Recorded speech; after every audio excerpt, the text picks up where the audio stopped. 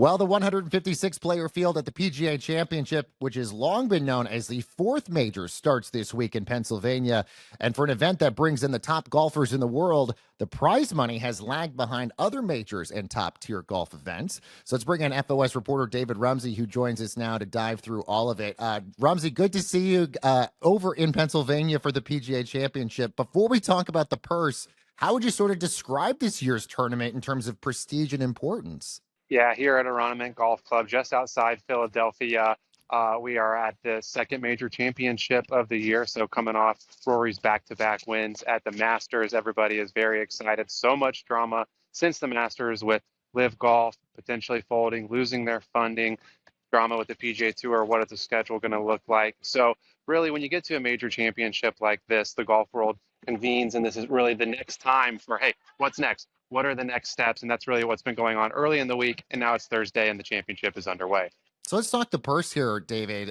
Usually we only find out about it the Saturday of the event. I'm assuming that's going to be the case this year. Do we know what the figures might be? Yeah, so last year the PGA Championship purse was $19 million, and that ranked third out of the four major championships. The US Open was number one, Masters two, PGA three, and then you had the Open Championship at $17 million in fourth place. So I find this interesting because not only is it third out of the four majors, but it's even behind some events like the PGA Tour's eight $20 million signature events. LIV Golf has $20 million individual purses, up to $33 million when you include team figures. So it's just kind of odd that as the prize money has grown so rapidly in golf, we have what we consider one of the four major championships not paying out top tier dollars. And I know it's not always about the prize money for these guys, but you look at what the Masters did this year. They intentionally raised their purse by $1.5 million to go above the US Open for the first time in about 10 years. So I found that pretty interesting, and I think it's going to be a storyline for the rest of the year. There have been a couple other storylines that have been circulating the course as well. Would this potentially get moved to another date? And could this even be an international tournament? You actually spoke to the PGA of America CEO Terry Clark about this.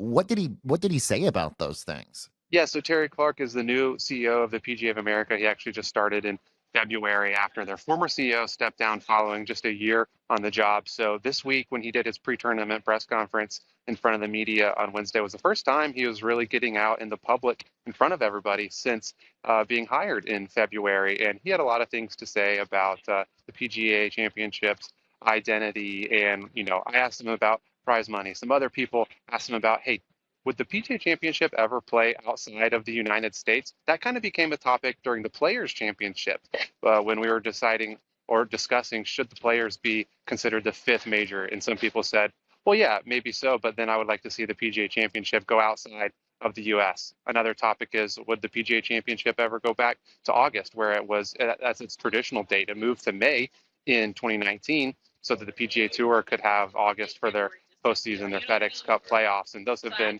pretty dull, and they keep changing the Tour Championship every year. So I personally like the PGA Championship in May, and the Terry Clark and his colleague Gary Haig, they said as much. They have no plans to move it out of May for right now. So anybody hoping for it to go back to August is going to have to wait a little bit longer on that. And what about internationally? Do you see this ever leaving the United States? They said they don't see it leaving the U.S. anytime soon either, and I think that makes sense. I mean, yes, the PGA of America is a global organization, but they are headquartered here in the U.S., and they have a strong list of courses that they're going to be playing at over the next decade or so. You have Ryder Cups planned out through well into the 2030s. So I don't foresee that happening. I do think it would be a cool idea if they ever were able to do that, but I do think the Open Championship, the British Open, is going to be the one major outside the U.S. for the foreseeable future. All right, let's talk about the thing that all of us are excited about, and that's the food. I mean, the Masters always, gets a ton of attention for their food. General admission at the PGA Championship includes all-inclusive food and beverages.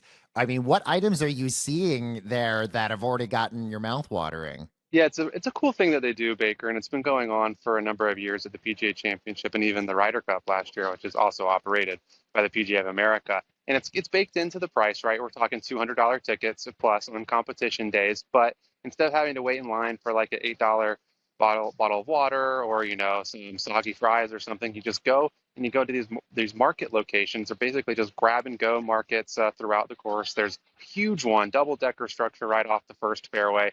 There's one by the 18th green, one by 18th tee. It's hard to miss, but you go in, hot dogs, hamburgers, Italian sausages. I thought there might be some sort of Philly cheesesteak option this week. I guess that's a little bit too hard to give to the masses, but water, Gatorade, Pepsi is here is what they have. So snacks, cookies. It's really easy, especially for a family with kids, to say, hey, go grab whatever you want. And for some people, it's a really good deal. I mean, if you get here early and you have breakfast and lunch and snacks, you're saving a lot of money of what you would at a normal sporting event. But if you're only here for a couple hours, you're probably not getting the most out of the free food and beverages. No, I think that it's so smart that they have it baked into the ticket price.